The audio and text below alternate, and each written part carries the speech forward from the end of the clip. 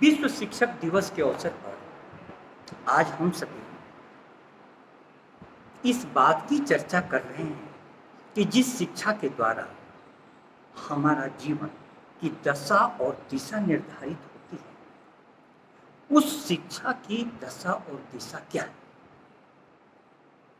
आप सभी विद्यार्थियों ने जो मुझसे प्रश्न पूछे हैं, उसमें से सबसे महत्वपूर्ण प्रश्न यह पूछा है कि हमारे सारे विषयों के शिक्षक नहीं हैं और जिन विषयों के शिक्षक हैं उनको भी गैर शैक्षिक कामों में लगा दिया जाता है, जिससे वे क्लास नहीं ले पाते हैं। यह प्रश्न बहुत ही ध्यान देने योग्य है। आज विश्व शिक्षक दिवस की प्रासंगिकता यही है कि हम इस बात को समझें कि किसी भी व्यक्ति के जीवन के सारे आयामों को विकसित करने के लिए शिक्षा होती है। आपके व्यक्तित्व में कई आयाम हैं। कोई खेलने में अच्छा हो सकता है, कोई पढ़ने में अच्छा हो सकता है, कोई नाचने में अच्छा हो सकता है, कोई गाने में अच्छा हो सकता है, कोई ड्राइंग में अच्छा हो सकता है। अर्थात व्यक्ति के व्यक्तित्व के जितने भी पहलू होते हैं, शिक्षा का काम है कि उसको पहचाने और उसको विकसित करें। अब यदि कॉलेज में कोई पढ़ने में अच्छा है, उसके 3 सब्जेक्ट हैं। जिस सब्जेक्ट का टीचर सबसे बेहतरीन मिलेगा, उस सब्जेक्ट में उसकी गति सबसे ज्यादा हो जाएगी। जिस सब्जेक्ट का टीचर अच्छा नहीं मिलेगा, उस सब्जेक्ट में वो पिछड़ा रह जाएगा। इतना अंतर होता है। तो कॉलेज इसलिए होते हैं कि पढ़ने में ही गति नहीं सिर्फ हो सके। तुमको यदि खेलने में गति है तो कॉलेज में स्पोर्ट्स टीचर होते हैं जो तुमको उधर से भी जीवन की ऊंचाइयां पहुंचा देंगे। आज यह देश का दुर्भाग्य है कि भारत के लिए शिक्षा सबसे उपेक्षित विषय है। कैसे उपेक्षित विषय है? एक उदाहरण सुनो। यदि कोई माता पिता अपने बच्चे की पढ़ाई पर 100 में से 3 रुपया खर्चा करते हो, तो क्या उनका बच्चा प्राथमिकता में है? बच्चे की जिंदगी प्राथमिकता में है? नहीं। भारत सरकार जीडीपी का केवल 3% खर्चा करती है। 6% तक खर्चा किए जाने की घोषणा करती है, लेकिन नहीं हो पाता। आज सीखने की बात यह है कि भारत का ही एक प्रदेश दिल्ली सरकार शिक्षा पर अचानक बजट बढ़ा दी, 25% कर दी। उसका परिणाम क्या हुआ? दिल्ली के सारे स्कूलों में जहां पर इंफ्रास्ट्रक्चर नहीं थे, बैठने के कुर्सी टेबल नहीं होते थे, वहां बहुत अच्छे इंतजाम हो गए। सब प्रकार का 100 में से 25% खर्चा करने का मतलब 25 रुपया, बहुत बजट बढ़ गया इंफ्रास्ट्रक्चर। दूसरी बात, दिल्ली सरकार ने क्या किया कि अपने शिक्षकों को ट्रेनिंग दिलवाई कि बच्चों को पढ़ाने के लिए अपनी गुणवत्ता में और कैसे सुधार करें। हालत यहां तक होने लगे कि लोग प्राइवेट स्कूलों से नाम कटवाकर गवर्नमेंट स्कूलों में वहां दाखिला दिलाने लगे। इसीलिए आप देखे होइएगा कि जब ट्रंप आए थे तो उनकी पत्नी दिल्ली सरकार के हैप्पीनेस क्लास को देखने गई। मेलानिया ट्रंप या क्या नाम था, हैप्पीनेस क्लास। ये क्या हुआ? हैप्पीनेस क्लास एक ऐसी शुरुआत की गई कि बच्चों के जीवन में तनाव नहीं हो।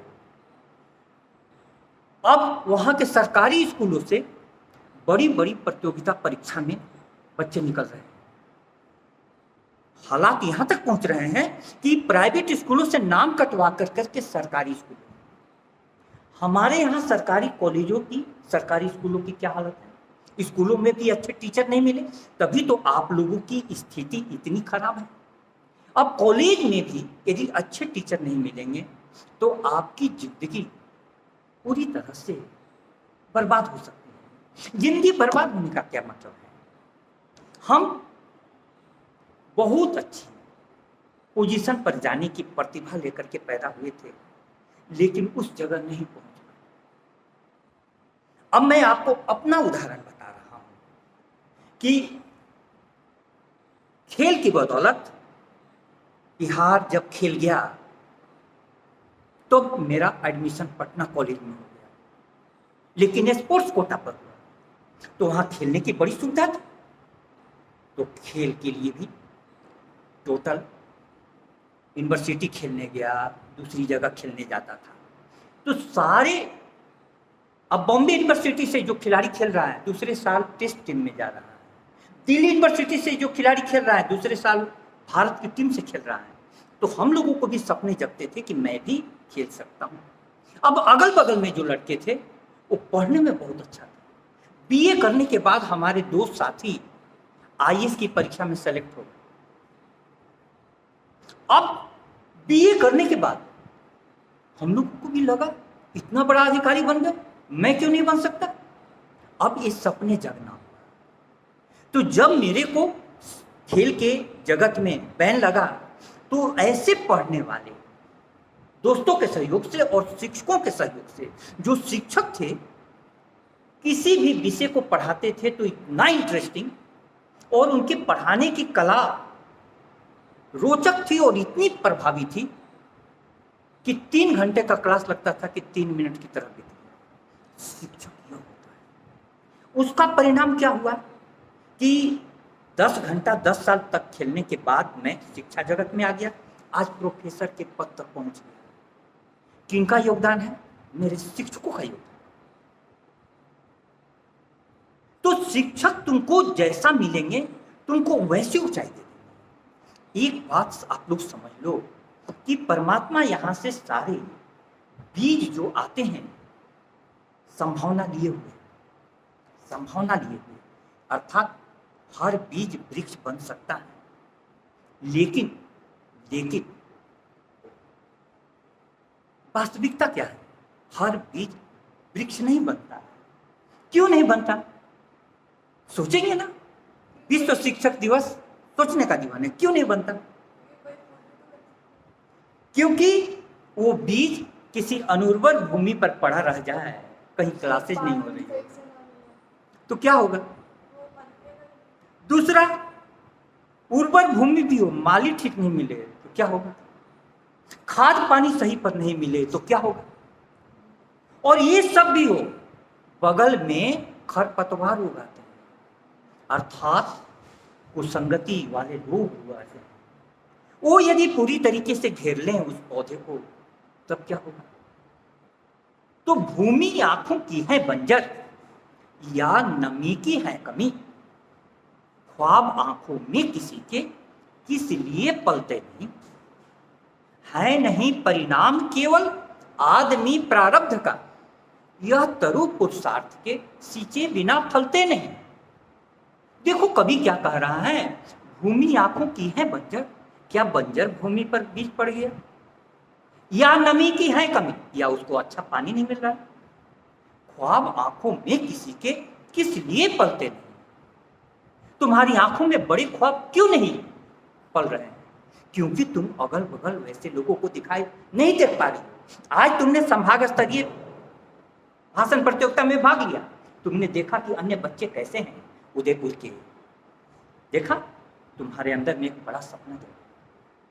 अब देखो कवि अंतिम 2 लाइन में क्या कहता है नहीं परिणाम केवल आदमी प्रारब्ध का। तुम भाग्य के भरोसे अपने आप को नहीं छोड़ सकती, सिर्फ जीवन भाग्य से निर्धारित नहीं होता है। नहीं परिणाम केवल आदमी प्रारब्ध का, यह तरु पुरुषार्थ के सींचे बिना फलते नहीं। यह जो जीवन रूपी पेड़ है, पुरुषार्थ की पानी उसमें डाल दो, पुरुषार्थ तब भाग्य। अब शिक्षक दिवस तुमको यह सोचने के लिए कहता है कि तुम्हारे जीवन के साथ क्या हो रहा है।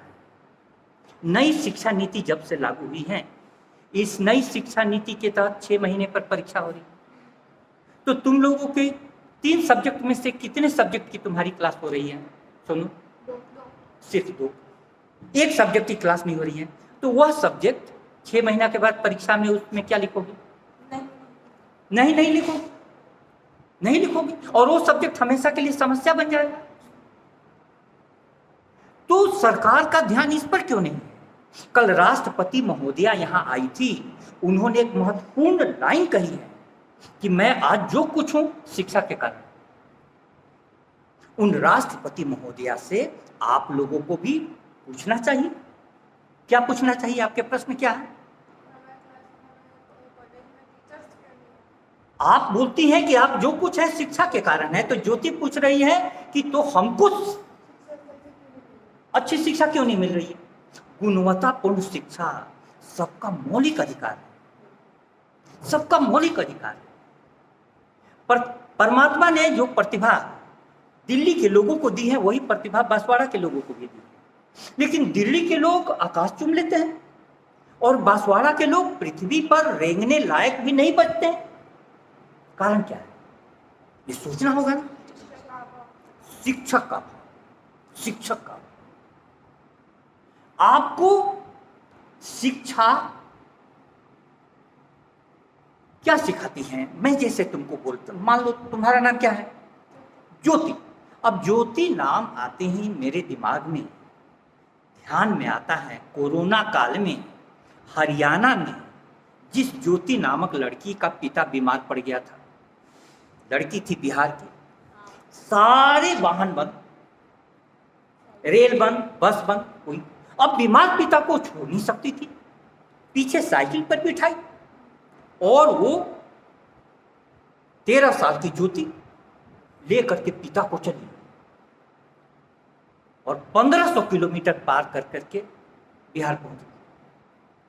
मैं पूछना चाहता हूं कि उस ज्योति में हरियाणा से बिहार तक की यात्रा का जो जज्बा था कहां से आया? प्रेम, पिता के प्रति प्रेम, पिता के प्रति। मैं चाहता हूं कि इसी प्रकार का प्रेम यदि तुमको पढ़ाई के प्रति हो, पढ़ाई के प्रति हो, तो तुमसे किताब छूटेगा नहीं। जिस दिन तुमको यह मालूम चलेगा कि शिक्षा से ही हम जिंदगी के हर ऊंचाई को चूम सकते हैं, उस दिन तुम्हारे लिए शिक्षा और शिक्षक सबसे महत्वपूर्ण हो जाएगा। आज जो हम हालात देख रहे हैं कि लड़कियां बाहर निकलती हैं तो घर वाले सशंकित रहते हैं कि सुरक्षित आएगी कि नहीं। लड़कियों के साथ दुर्व्यवहार होता है, व्यभिचार होता है, बलात्कार होता है। ऐसे जगत में कन्या महाविद्यालय की तो और विशेष जिम्मेवारी बनती है कि हम अपनी बच्चियों को ऐसा बनाएं कि कहीं पर भी जाकर वो अपने अस्तित्व को बचा ही नहीं सके, बढ़ा भी सके। कन्याओं के जीवन में ज्यादा चुनौती है। वह चुनौती क्या है? जिस जगह पर पौधा को रोपा गया उस जगह से पौधा को उखाड़ लिया जाता है और फिर उसको ससुराल में रोपने का प्रयास किया जाता है। कितनी बड़ी चुनौती है। जिस माता पिता ने पाला पोसा, जिस भाई बहन के साथ बड़े हुए, वो सब छूट गए। अब तुमको नई जगह पर अपने आप को प्रूव करना है। तो तुम्हारे लिए तो शिक्षा और विशेष होनी चाहिए। इस अवसर पर शिक्षक दिवस पर मैं एक लड़की का नाम लेना चाहूंगा, मलाला यूसुफजई। पाकिस्तान की लड़की थी, तुम ही लोगों के समान।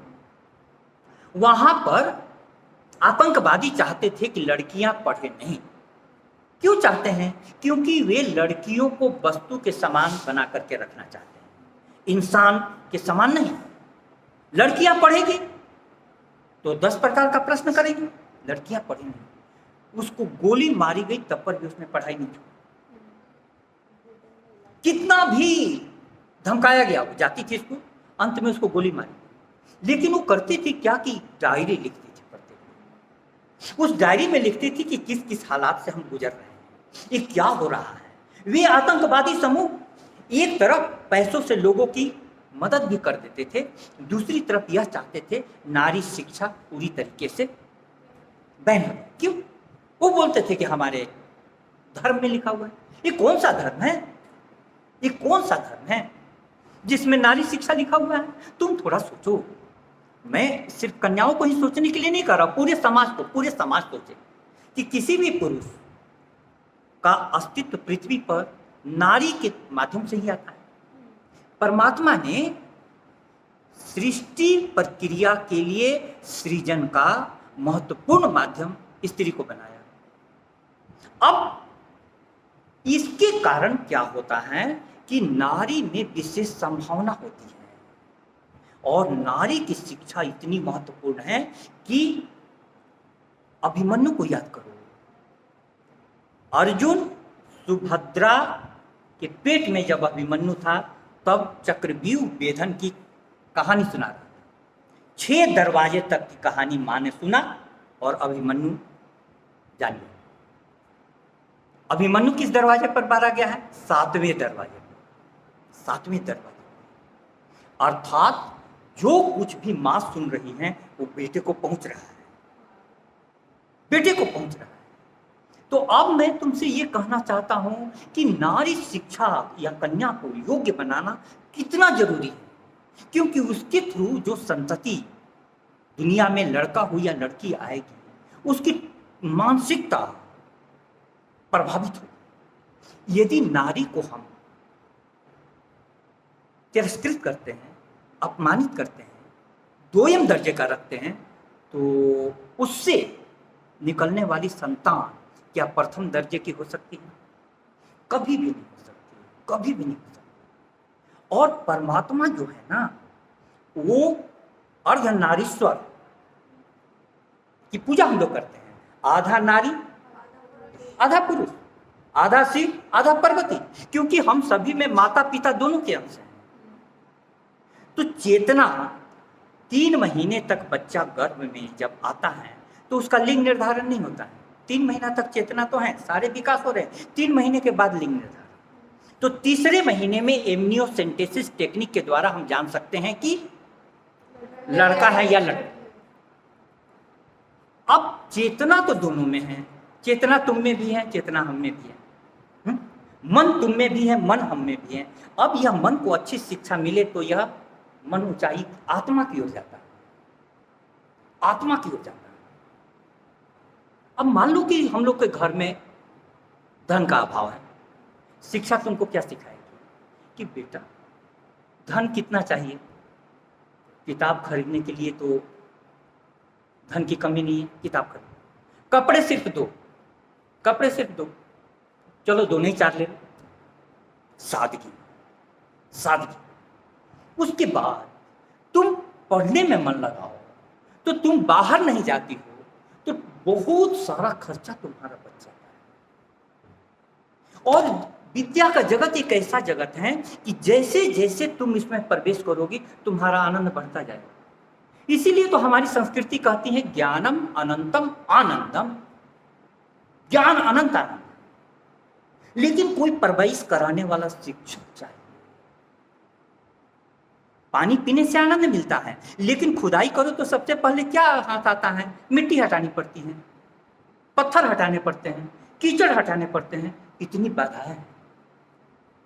इन सबको हटाने का काम शिक्षक करता है, तुम्हारे ही से कराता है। तो शिक्षक तुम्हारे अंदर में जो निहित संभावना है उस बीज को पहचानता है और उस बीज को वृक्ष बनाने में मदद करता है। इसलिए विश्व शिक्षक दिवस एक अवसर देता है, और इस शिक्षक दिवस पर महत्वपूर्ण थीम क्या है? शिक्षकों की आवाज को महत्व दो। मैं भी शिक्षक हूं, आज मैं पीड़ित हूं, दुखी हूं। क्यों? क्योंकि मैं जो कुछ विद्यार्थियों को देना चाहता हूं इसके लिए अनुकूल परिस्थितियां नहीं। आज मैं विश्व शिक्षक दिवस पर चर्चा कराना चाहता था, लेकिन सारे शिक्षक एडमिशन में लगे हुए। तो आप लोगों के साथ मैं ये चर्चा कर रहा हूं। अब शिक्षक जो कुछ उसके पास है वो देना चाहता है। जीवन की सार्थकता इसी में है कि तुम्हारे पास जो कुछ है उसको कोई दूसरा ग्रहण कर। सरकारें आजकल सब जगह अन्न तो बांट देती हैं, सामान तो बांट देती हैं, स्कूटी स्कॉलरशिप तो बांट देती हैं। अन्न सब जगह घूम घूम करके बांटा जा सकता है, लेकिन अन्नदान जिस प्रकार से किया जाता है, विद्यादान उसी प्रकार से नहीं किया जा सकता। हमको तुम्हारा मूड देखना पड़ता है, तुम ग्रहण करने के स्थिति में हो कि नहीं। मैं सिर्फ देने की स्थिति में हूं, इससे काम नहीं चलेगा। देने वाला तैयार है, लेकिन ग्रहण करने वाला तैयार है कि नहीं, ये दोनों देख करके हम लोग पढ़ाते हैं। तो संस्कृत का एक श्लोक है, ये विद्यार्थियों आप लोग जोर से बोले, अन्नदानम महादानम विद्यादानम महतरम अनेन क्षणिका तृप्तिर् यावज्जीवं तु विद्यया। देखो यह श्लोक क्या कहता है, अन्नदान महादान है, किंतु विद्यादान उससे भी बड़ा है। क्यों? अन्न से क्षणिक तृप्ति होगी, अभी खाओगी शाम को भूख लग जाएगी, लेकिन विद्यादान जो हम लोगों ने चर्चा की, ये तुमसे जीवन भर तृप्ति देगी, जीवन भर तृप्ति देगी। इसीलिए हमारी संस्कृति में पहला 25 वर्ष विद्या के लिए समर्पित था, ब्रह्मचर्य। पढ़ो, दिन रात पढ़ो, जुनून की हद तक पढ़ो, तब तुमको पता चलेगा कि इसके थ्रू, विद्या के थ्रू हम कहां पहुंच गए। जीवन में जिन लोगों ने भी, सुनीता विलियम्स ऊपर अंतरिक्ष में फंस गई है, वहां से उनका कमेंट आया कि मैं अच्छी हूं जितना भी दिन लगे। क्यों? वो किसी मकसद में जी रही है, अंतरिक्ष में भी खोज कर रही है। तो तुम लोग घर पर हो और पढ़ाई में खोज करो अपने जीवन को। तो पढ़ने के लिए मैं बता दूं, ज्यादा पैसों की जरूरत नहीं है, लेकिन मन पवित्र हो, तन और मन पवित्र हो, इसकी जरूरत है, शांति की जरूरत है। तो तुम जो ही सोचते हो कि हमारे लिए हमारे शिक्षक देवता है, पुस्तक देवता है, पढ़ाई देवता है, तब तुम्हारा जीवन पूरा बदल जाएगा। इस जगह से यह कॉलेज हालांकि जेल की दीवारों के बीच में है, लेकिन जेल की दीवारों के बीच में भी पढ़ने वाली लड़कियों को परमात्मा ने पंख दिए। उस पंख के सहारे तुम सीधे आकाश में उड़ सकते हो। मैं तो विश्व शिक्षक दिवस के दिन इतना ही कहना चाहता हूं कि परों में शक्ति हो तो नाप लो उपलब्ध नवसारा, उड़ानों के लिए पंछी गगन मांगा नहीं करते। जिसे मन प्राण से चाहा निमंत्रण के बिना उसके,